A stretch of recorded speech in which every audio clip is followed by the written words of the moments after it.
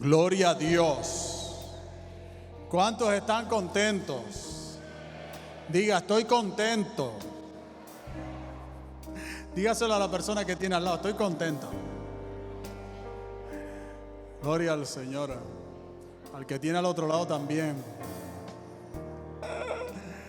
Qué bueno. El Señor está aquí con nosotros. ¿Cuántos dicen amén? Gloria al Señor. Gracias, chicos. Qué bendición de alabanza tenemos, los músicos, los cantores. Démosle un aplauso a los que cantan, a los que... Qué gente magnífica.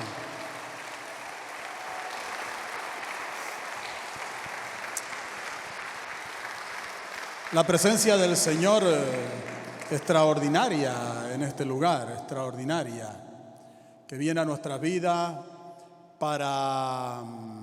Alguien me decía en el culto pasado, unas personas, viene mucha gente nueva, están viniendo mucha gente nueva a la iglesia, y me decía, bueno, ¿y esto cómo es? Porque yo durante las canciones que cantaban se me hizo como un poco largo. Le digo, no es largo, es que tiene su propósito.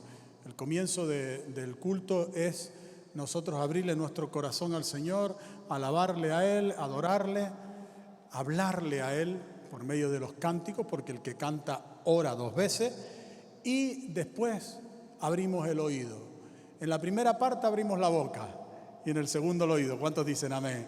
Abrimos el oído para escuchar lo que Él nos quiere decir. Primero le hablamos nosotros, le alabamos y le adoramos, y después Él nos habla a nosotros. Así que vamos a escuchar lo que Dios nos quiere decir, lo que la palabra de Dios nos quiere decir. Así como están en Mateo capítulo 9, versículo 27 en adelante.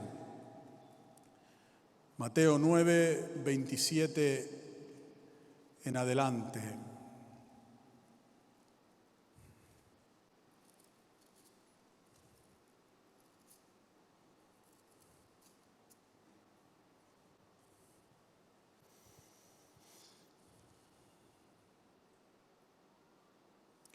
Y dice el texto de Mateo 9, 27 en adelante, hasta el 31.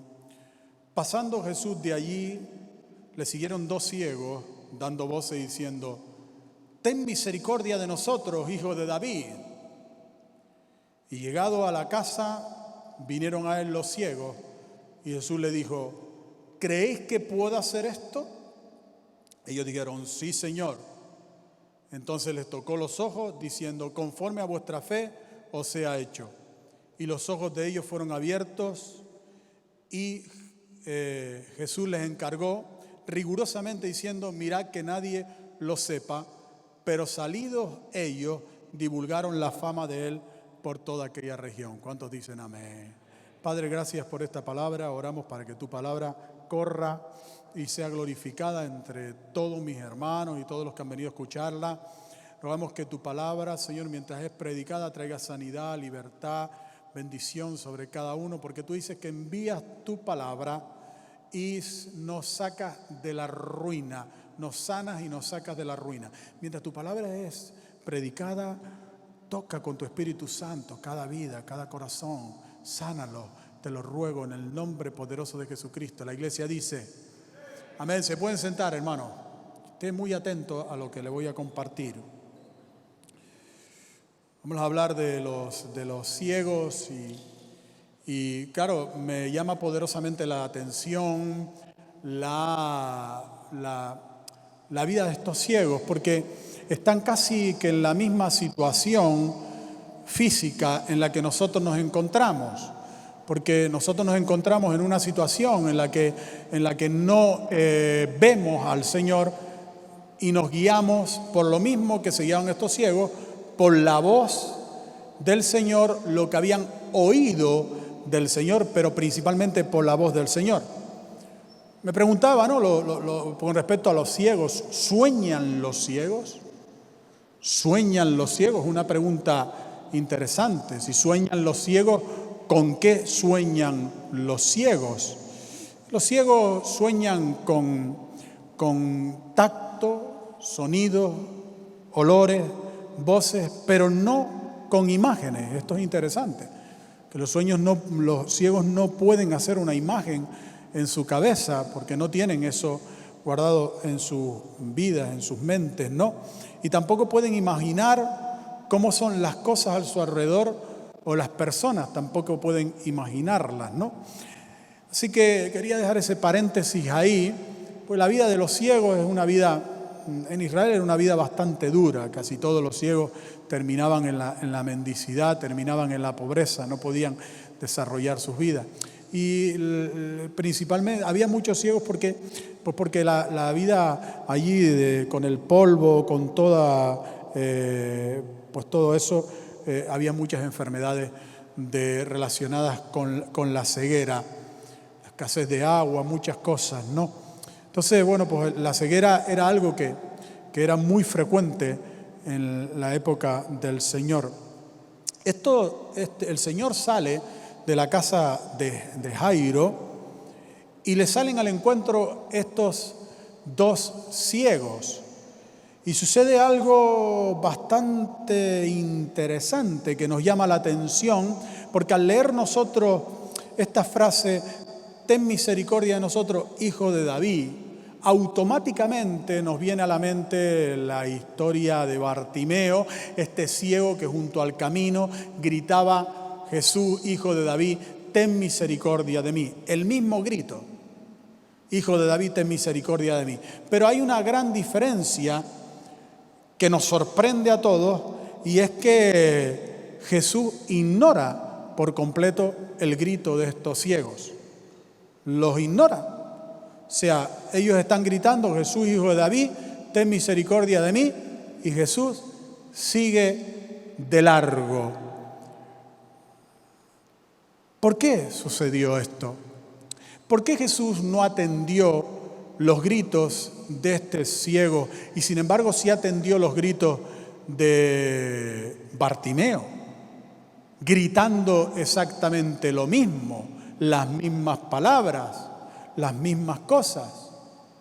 Bueno, porque Jesús lo que nos quiere enseñar es que Él no atiende a la repetición. No atiende a la repetición. Lo que Jesús nos quiere enseñar es que Él es un Dios personal. Y lo que hace en cada vida no tiene que ver absolutamente nada con lo que quiere hacer con otra vida. Por eso el trato de Jesús con una persona es absolutamente diferente con el trato con otra persona. Lo que le sirve a tu hermano en Cristo, a ti no te sirve. Porque Dios es un Dios personal, se revela de manera personal.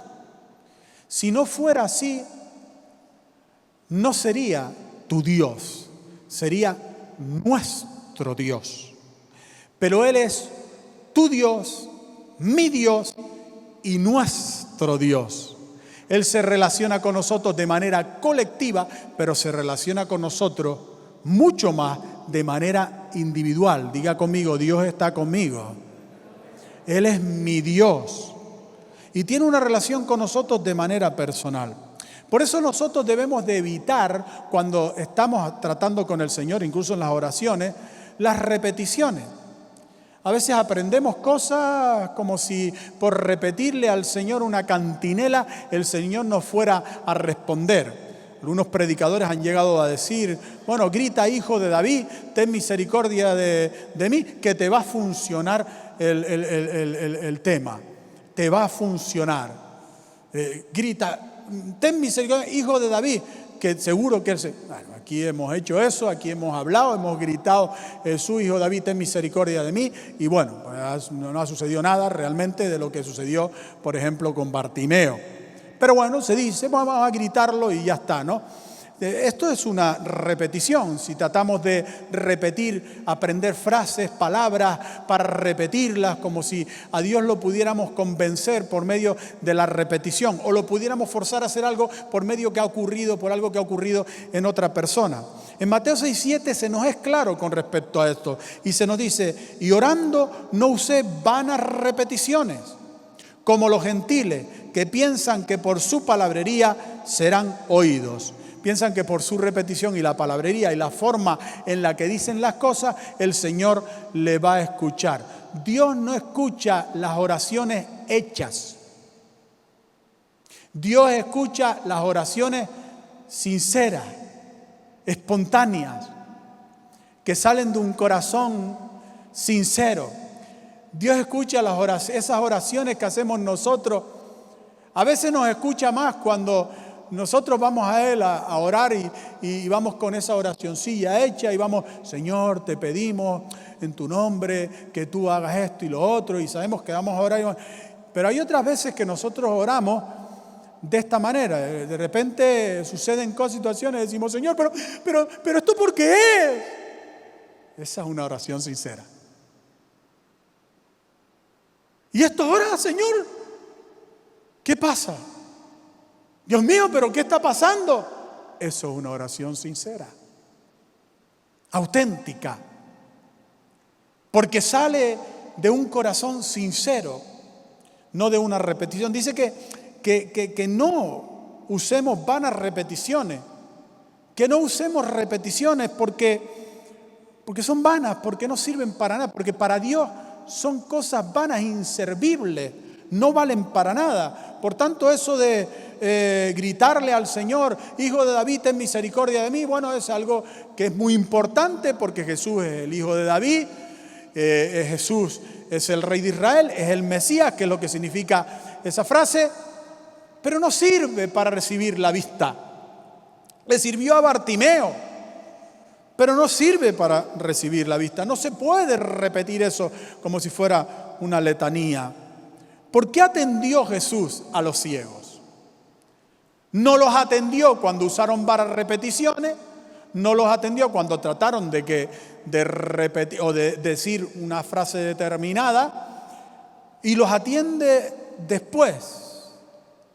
¿Por qué atendió Jesús a los ciegos? Los atendió por lo mismo, por la misma razón que atendió a la mujer cananea cuando se presenta delante del Señor, esa mujer cananea con una hija endemoniada, y se presenta delante del Señor y le pide al Señor que sane a su hija endemoniada. Y Jesús le contesta en Mateo 15:24, no soy enviado sino a las ovejas perdidas de la casa de Israel. Tú no eres judía, eres cananea.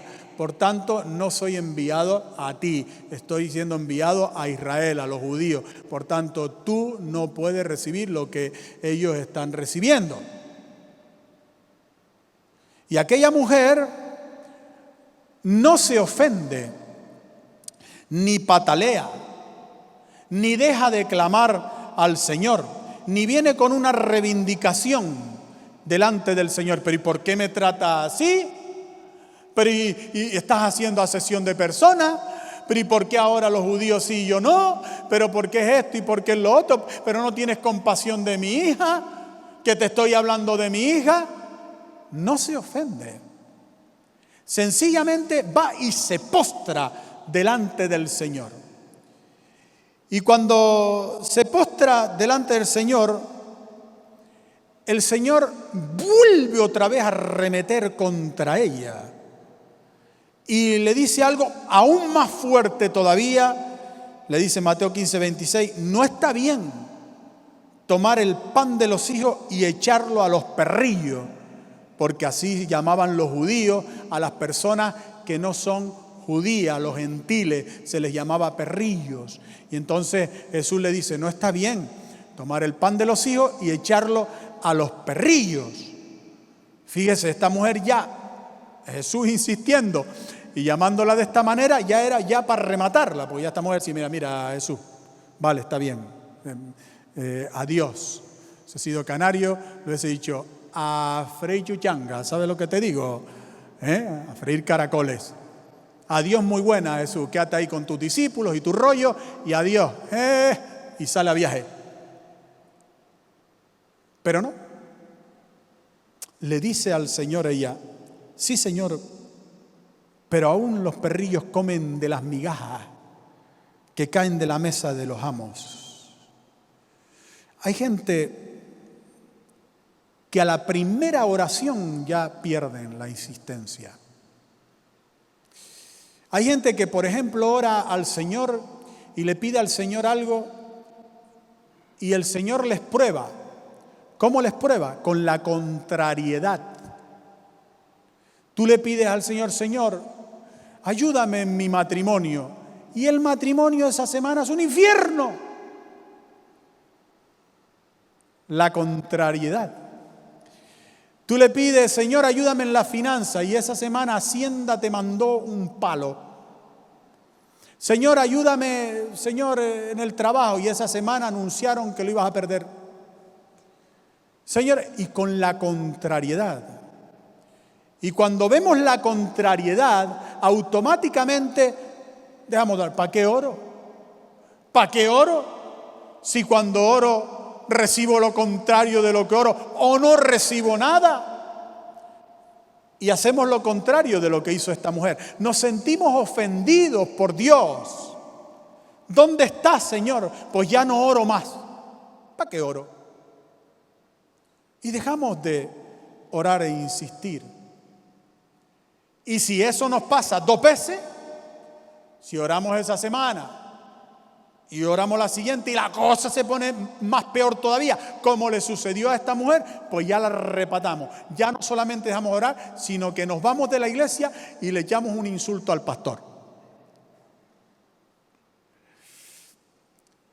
Pero Jesús, cuando ve a esta mujer, que a pesar de estar siendo ofendida en cierto modo 2 veces, ignorada por Jesús y rechazada en cierto modo, no atendida su petición,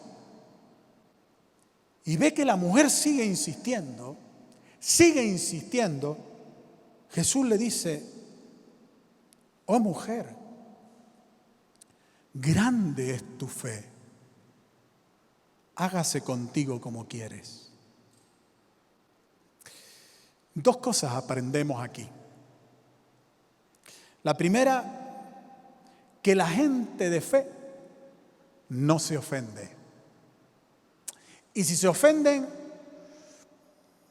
o por lo menos no se ofenden fácilmente, es muy difícil ofender a alguien de fe, que tiene fe. Santiago enseña que donde hay ofensas no perdonadas, no puede haber sanidad. Eso dice Santiago 5:16, confesad vuestras ofensas unos a otros y orad unos por otros para que seáis sanados. Donde hay ofensas no perdonadas, no hay sanidad. Por tanto, si esta mujer se llega a dejar ofender por Jesús o interpreta lo que Él está diciendo como una ofensa, se queda sin su sanidad. Pero ella no lo permitió. Y Jesús destaca eso como una gran fe. Como una gran fe. Aprendemos que la gente que no tiene fe se ofenden con facilidad. Y aprendemos también que la fe insiste. Que la fe insiste. O sea, si yo estoy seguro que mi Dios me va a responder, si yo estoy seguro que Dios está conmigo, si yo estoy seguro que yo oro a Dios y Dios contesta las peticiones, yo no paro de insistir. ¿Cuántos dicen amén? Porque estoy seguro. Pero si no estoy seguro, a la primera de cambio, dejo de orar, dejo de insistir. ¿Cuántos están seguros de que Dios está con ellos? ¿Cuántos están seguros de que Dios está conmigo? Diga, Dios está conmigo. Diga, Dios oye mis oraciones. Dios contesta mis peticiones. Y si no contesta la petición es por algo. Es por algo. Y yo no dejo de insistirle hasta que no me diga que deje de insistirle. Cuando el Señor me diga, ya no me ores más, pues entonces yo no oro más. Pero mientras no me diga que no le ore más, yo voy a seguir orando, porque habrá algo, alguna situación por la que Él no me pueda contestar esa oración en este momento. Pero debo seguir insistiendo en la oración. ¿Cuántos dicen amén? Y esa insistencia fue una de las cosas por las que hizo que Jesús atendiera a estos discípulos, a estos ciegos. ¿Por qué? Porque Jesús los ignora completamente, no les dirige la palabra. Y ellos están gritando: Hijo de David, ten misericordia de mí. Jesús pasa olímpicamente de ellos y se va para la casa. Y cuando llega a la casa, Jesús se lleva la sorpresa de que los ciegos estaban allí. Y si yo hubiese sido Jesús, hubiese dicho: pero qué pesado los ciegos estos. Vaya ciegos pesados estos, que los ignoro y están ahí tras mío en la casa. Jesús va a cerrar la puerta de su casa y se encuentra a los ciegos. Un ciego le mete la pierna en la puerta y dice: Jesús, Hijo de David, ten misericordia de nosotros. Por eso lo sanó, porque vio en sus insistencias fe. La pregunta no es ¿dónde está tu fe? La pregunta es ¿dónde están tus insistencias? ¿Tú qué dices tener fe? ¿Dónde están tus insistencias? ¿Dónde están tus insistencias en tus proyectos? ¿Dónde están tus insistencias en seguir adelante? ¿Dónde están tus insistencias? Si tienes fe, ¿dónde están tus insistencias?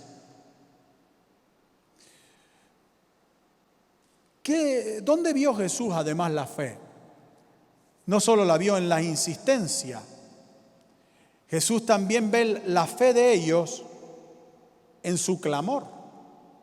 Dice que clamaban los ciegos: ten misericordia de nosotros, Hijo de David. Mateo 9:27. No dijeron: ten misericordia de mí, Hijo de David. El otro gritó también: ten misericordia de mí. Y gritaban los dos: ten misericordia de mí. No dijeron: ten misericordia de nosotros. De nosotros. Estos ciegos se ayudaban mutuamente. ¿Y qué es la ayuda mutua?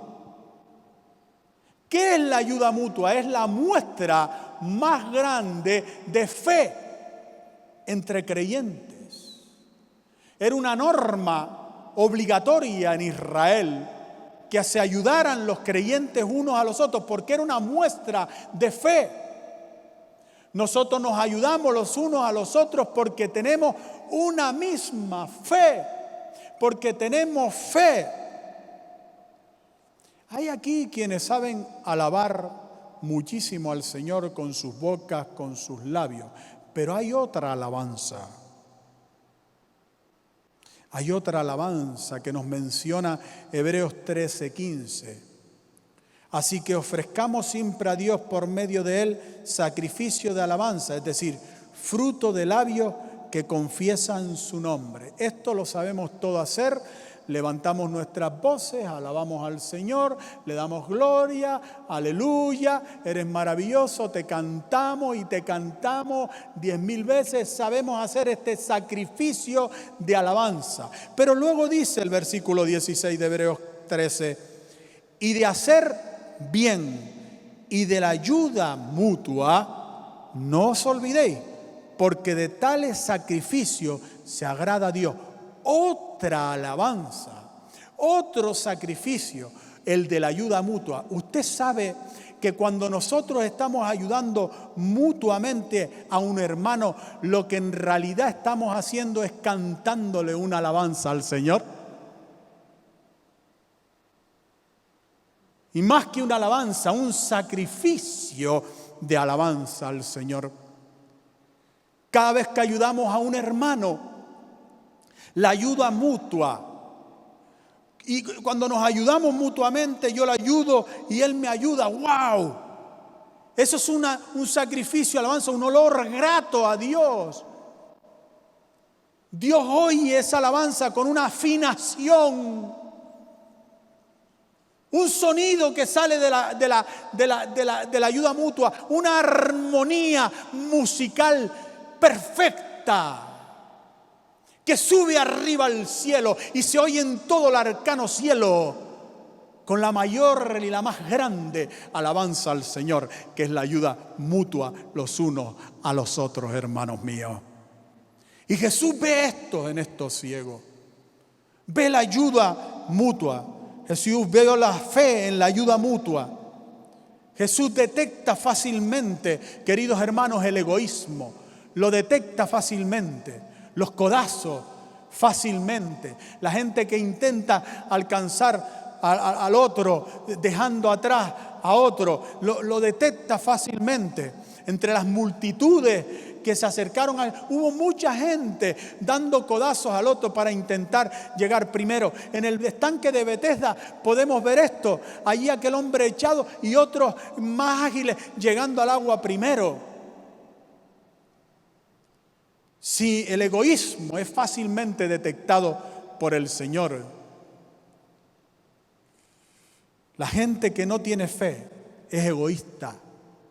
Por eso las ofrendas y lo que damos para Dios es un acto de fe sublime, porque muestra que no somos egoístas, que somos generosos.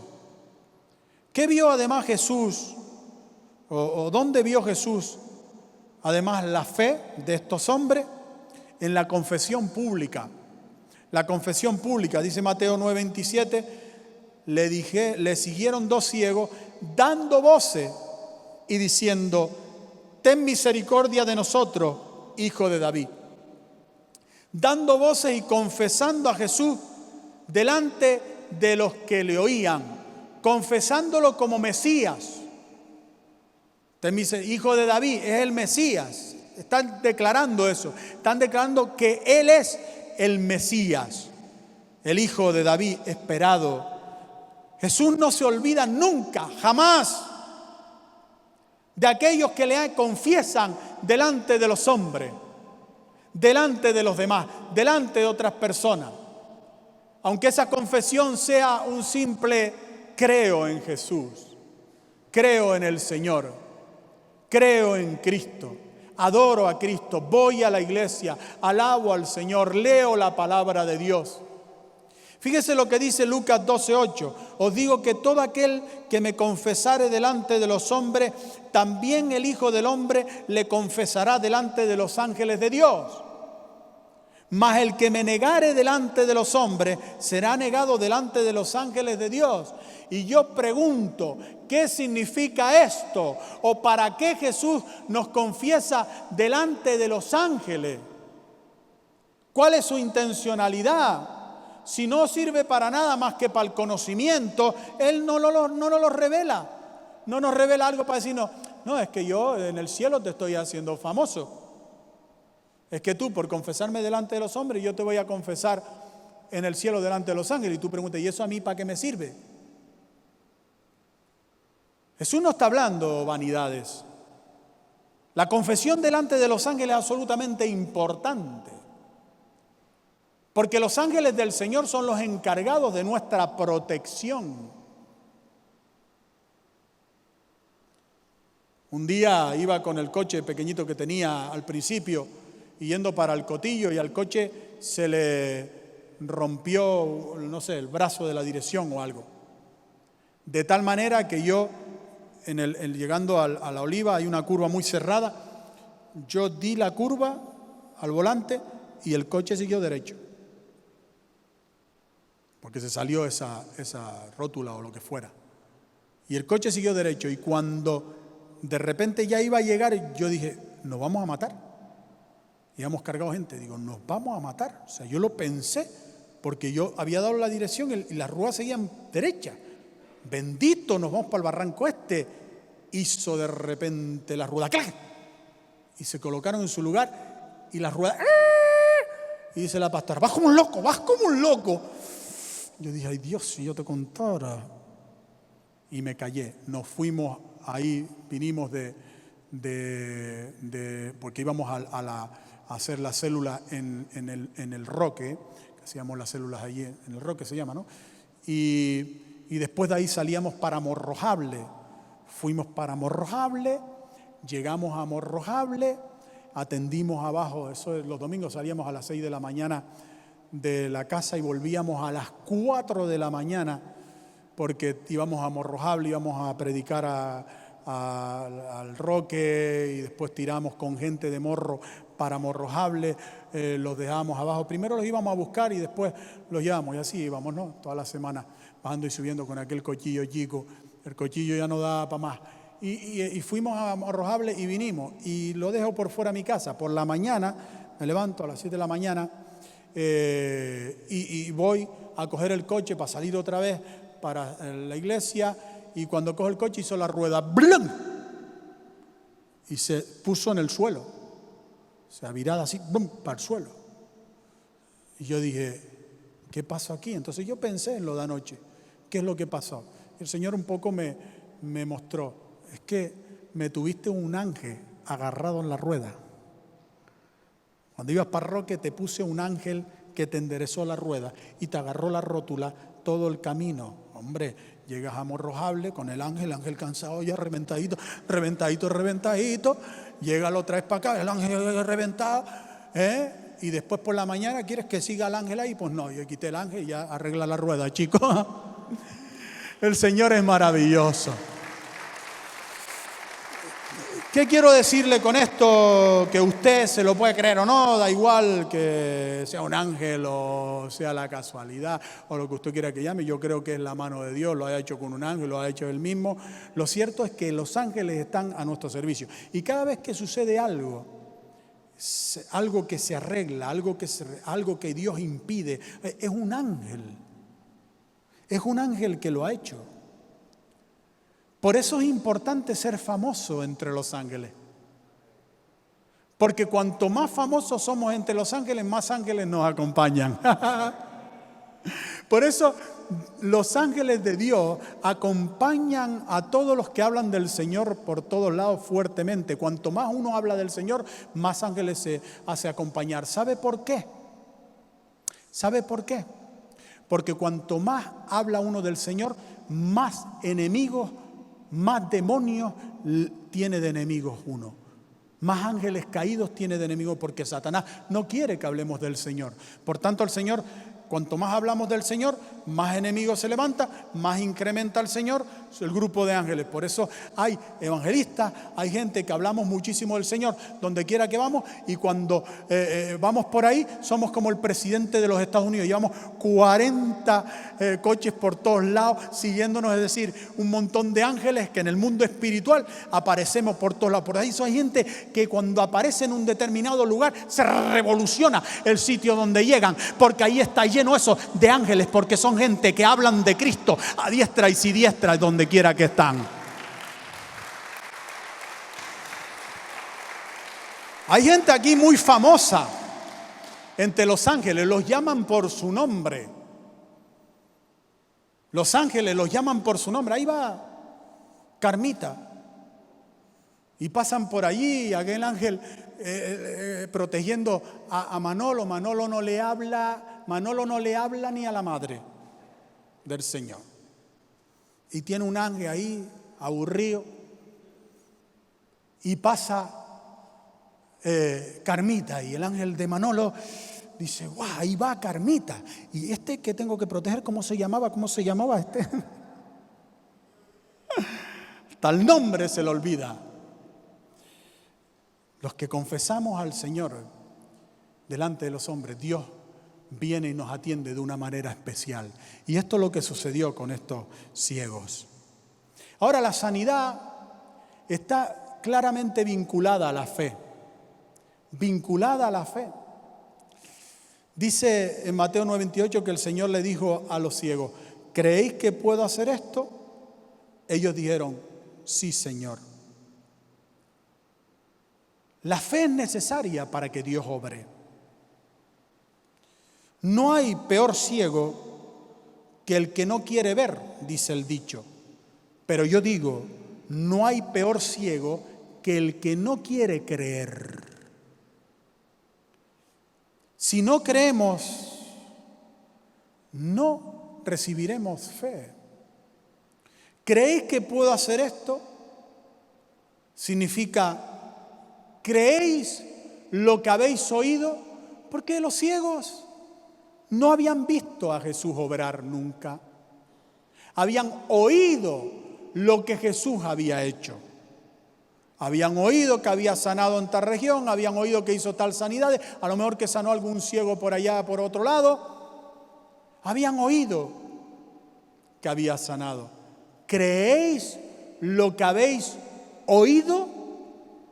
Eso es lo que significa creéis que puedo hacer esto. ¿Creéis lo que habéis oído? Si no creemos lo que oímos, la fe sanadora o la fe del milagro no entrará en nosotros. Porque ¿qué es la fe? ¿Qué es la fe? La Biblia lo compara a una semilla que se siembra en nuestro corazón. Para que nosotros podamos entenderlo, la Biblia lo asemeja a una semilla. ¿Por qué? Porque es como un elemento que va creciendo. En realidad, al ser esa comparación el Señor con una semilla, lo que el Señor nos está diciendo es que la fe es una sustancia espiritual. Es un elemento espiritual. No es una idea, ni un concepto, ni un sentir, ni un pensamiento. Es una sustancia espiritual. Una sustancia espiritual que entra dentro de nosotros cuando nos convertimos a Cristo. Por eso dice la palabra, conforme a la medida de fe que Dios repartió a cada uno. Una sustancia que entra dentro de nosotros en forma o con la potencia, por decirlo un poco más acertado, con la potencia de una semilla. ¿Cuál es la potencia de una semilla? Crecer. Crecer. Por eso se le compara a la semilla, no porque sea del tamaño de una semilla.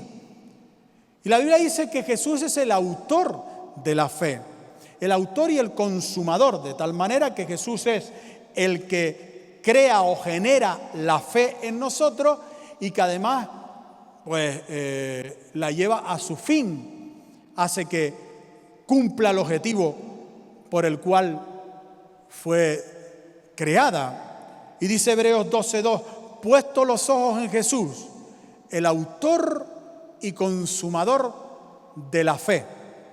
Puesto los ojos en Jesús. Cuando los aviones tienen que aterrizar y lo hacen en una visibilidad cero, como pudiera ser una niebla, por ejemplo, el aeropuerto de Los Rodeos en Tenerife es un aeropuerto mal diseñado. Resulta que cuando diseñaron el aeropuerto, cuando estaban diciendo dónde iban a hacer el aeropuerto, y esto es verdad, los arquitectos, un arquitecto dijo, no, va aquí, en este lugar, y se equivocó de sitio, era en otro sitio, y lo construyó en el lugar donde se concentra toda la niebla. Había otro lugar donde no se concentraba la niebla, pero ese lugar, el punto donde se concentra toda la niebla, donde no había que ponerlo, lo pusieron. Y ahora, cada vez que hay niebla, pues los aviones tienen que aterrizar bajo el efecto de la niebla. Y cuando entran en ese estado de visibilidad cero, los pilotos no ven absolutamente nada de lo que está delante de ellos en la pista, nada de nada. ¿Por qué se tienen que guiar? Ahí llaman los pilotos a ese momento el momento vértigo. Es un momento de desorientación. Ellos no saben, no ven nada. En lo único que pueden confiar en ese momento es en los instrumentos del avión. Ponen los ojos en los instrumentos de vuelo. Los ojos en los instrumentos de vuelo. Hay cosas que producen mucho vértigo en nuestra vida, mucho vértigo y mucha desorientación.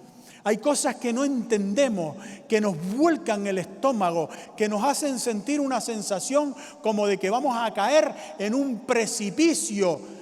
Esto no pinta bien, esto parece que va. En ese momento, querido hermano, tenemos que dejar de poner los ojos en lo que tenemos por delante, porque no vamos a ver más que niebla, y poner los ojos en Jesús, el autor y el consumador de la fe. Y cuando ponemos los ojos en Jesucristo, querido hermano, la fe entra en acción, aterrizamos con todo el poder de Dios y todas las cosas salen de maravilla.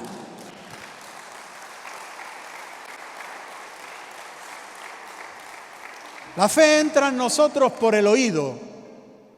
Romanos 10:17 lo dice, por el oído. La fe es lo que hace posible lo imposible, no nosotros. La fe que está en nosotros. La fe que está en nosotros provocó la sanidad de estos ciegos, provocó la sanidad de los ciegos. Conforme a vuestra fe se ha hecho. Fue la fe que había en ellos. Ellos habían oído y creído. Hebreos 11, 32 al 34 dice: ¿y qué más digo? Porque el tiempo me faltaría contando de Gedeón, de Barak, de Sansón, de Jefté, de David, así como de Samuel y de los profetas, que por fe conquistaron reinos. Conquistaron reinos en modo vértigo, en modo niebla. Conquistaron reinos, hicieron justicia, alcanzaron promesas, taparon bocas de leones, apagaron fuegos impetuosos, evitaron filo de espada, sacaron fuerzas de debilidad, se hicieron fuertes en batalla, pusieron en fuga a ejércitos extranjeros. Y lo hicieron todo por fe, por medio de la fe, sin ver nada. Porque la fe llama las cosas que no son como si fueran. La sanidad o el milagro viene a través de la fe, por eso demanda una confesión de fe. Dice en Mateo 9:28, ¿creéis que puedo hacer esto? ¿Por qué les pregunta eso? Porque Jesús demanda una confesión de fe en los ciegos. Una confesión de fe es una confesión de lo que están creyendo. La Biblia dice claramente en Romanos 10:10, porque con el corazón se cree, vale. Y hay mucha gente que cree con el corazón. Ahí se quedó. Se cree para justicia. Pero si quieres ver el efecto del creer y la fe en acción, la segunda parte del versículo dice: pero con la boca se confiesa para salvación. Salvación es auxilio, socorro, no se refiere solamente a la salvación eterna. A ser auxiliado, socorrido. No es suficiente creer en el corazón.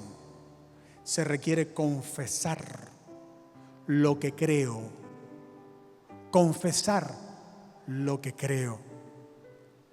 ¿Creéis que puedo sanaros de la enfermedad de ceguera que tienen? ¿Qué es lo que ustedes han escuchado por ahí? ¿Que yo puedo sanar? ¿Creéis que puedo hacer esto? ¡Sí, Señor! Confesión de fe. Jesús puso los dedos en sus ojos y los sanó. Y antes les dijo: conforme a vuestra fe os sea hecho. Conforme a vuestra fe. Si ellos hubiesen dicho: Señor, sánanos el ojo derecho, Jesús le hubiese sanado el ojo derecho. ¿Creéis que puedo sanar el ojo derecho?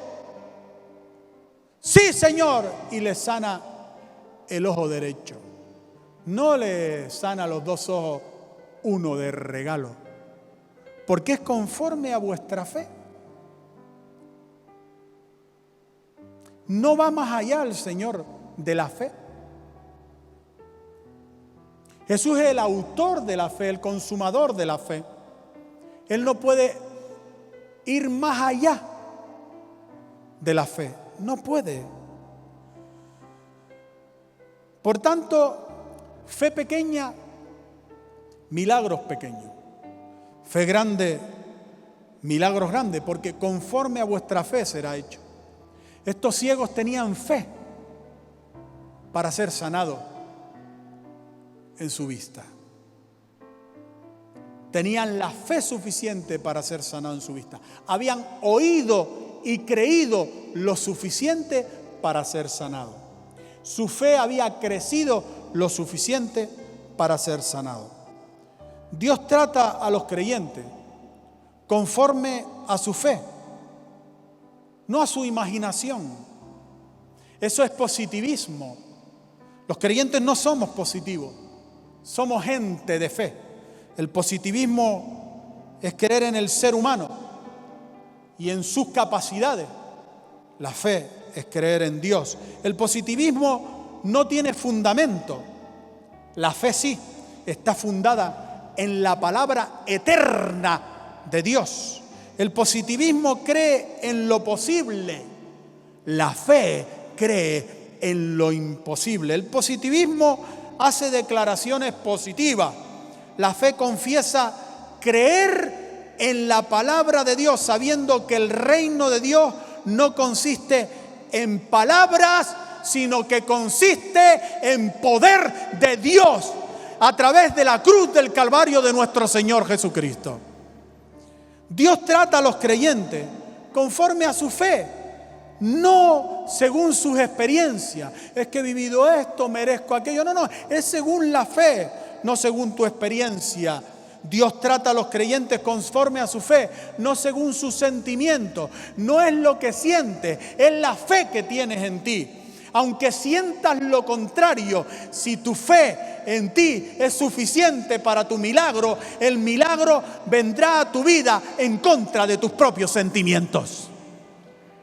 Por eso, queridos hermanos, los discípulos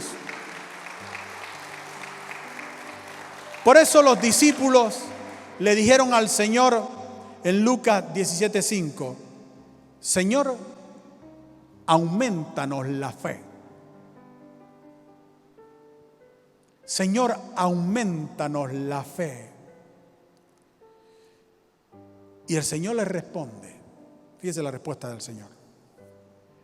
Lucas 17:6. Entonces el Señor dijo, si tuvieres fe como un grano de mostaza, podrías decir a este sicómoro, desarráigate y plántate en el mar, y os obedecería. ¿Cuál es la fe del grano de mostaza? La fe que crece. No es la fe estéril, es la fe que crece. No es esa fe que yo adquirí un día y ya no quiero más, ya no la riego más, ya no la lleno más. No, yo creo. Y sabemos que la fe es por el oír. Y el oír la palabra de Dios. ¿Sabe que la semilla de mostaza, que es comparada al reino de Dios también, tiene una potencia de crecimiento brutal? En Mateo 13:31 en adelante Jesús nos muestra esa potencia y nos dice que puede llegar a crecer como un árbol gigante.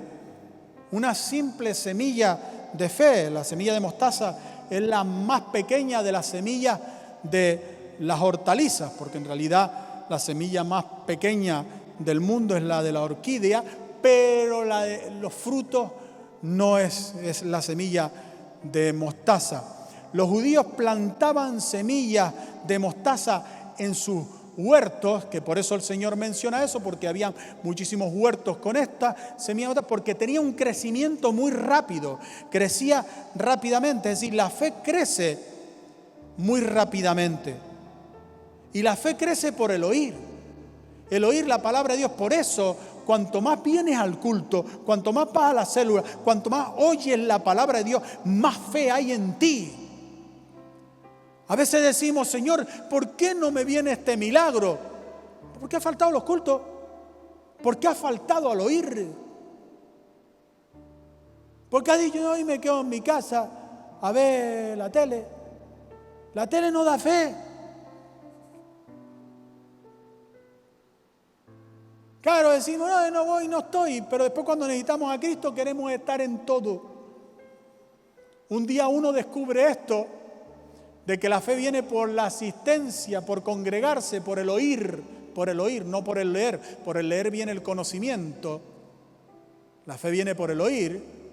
Y me dice, pastor, ¿por qué no hace culto todos los días? Le digo, para ti. Para tú adquirir la fe rápidamente, ¿no? Ahora te espera. La fe es por el oír. Si no has recibido tu milagro, debes hacer crecer tu fe. Y termino con esto. Antes de la conquista del Everest, se hicieron muchos intentos por coronar la cima. Un jefe de un grupo de alpinistas ingleses llegaron a Inglaterra con el fracaso de no haber coronado el Everest. Y cuando llegó ahí, este jefe de los alpinistas dijo esto: los montes llegan a tener un tamaño y una medida y ya no pueden crecer más. Bueno, a menos que estalle el volcán. Ya no pueden crecer más. Pero las personas sí podemos crecer. Y por esa razón estoy convencido de que venceremos al monte Everest. Y en 1953 coronaron el monte Everest. ¿Por qué? Porque el monte no creció más, pero ellos sí crecieron en táctica, en estrategia, en creer, en poder, crecieron. Mire, hermano querido, sus problemas no pueden crecer más, pero su fe sí puede crecer. Por tanto, un día su fe será más grande que todos los problemas que tiene en su vida, querido hermano. Puestos de pie. El Señor está aquí con nosotros. La presencia del Señor está aquí con nosotros en este día. Y su fe está creciendo. Y sus problemas siguen estando ahí. Pero llegará un día, querido hermano, en que su fe será tan grande, querido hermano, que sus problemas desaparecerán. Como el sicómoro que pueda ponerse delante de nosotros. Como la montaña más grande que pueda ponerse delante de nosotros. Ahora estamos acudiendo delante de la montaña con una fe pequeña, pero vamos cada día a esa montaña sin achicarnos y sin miedo, porque sabemos que un día nuestra fe será más grande que esa montaña que tenemos por delante. Y acudimos cada día a esa montaña y nos encaramos los problemas, y los problemas nos pueden, ¿por qué? Porque no tenemos la fe suficiente y le decimos a los problemas: espérate un domingo más, espérate una célula más, espérate un día más, espérate un momento más. Y llega el día en el que recibimos la palabra que aumenta nuestra fe y venimos delante de ese problema y nos damos cuenta que el problema se hizo chiquitito, porque nuestra mirada en Cristo es más grande que el problema que tenemos por delante. Hemos puesto los ojos en Jesús, nuestra fe ha aumentado y la gloria del Señor y el poder de Dios hace desaparecer ese problema en un instante delante de nosotros.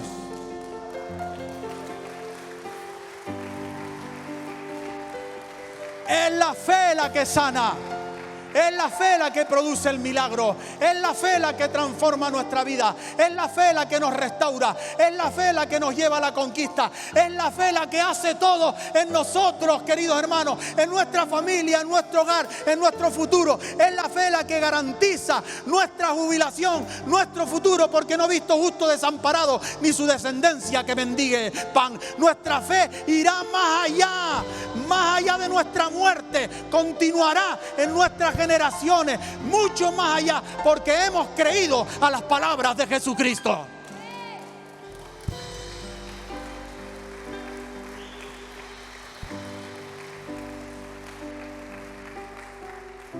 Él está aquí en esta noche, en este lugar. Glorioso Señor. Y cierre sus ojos.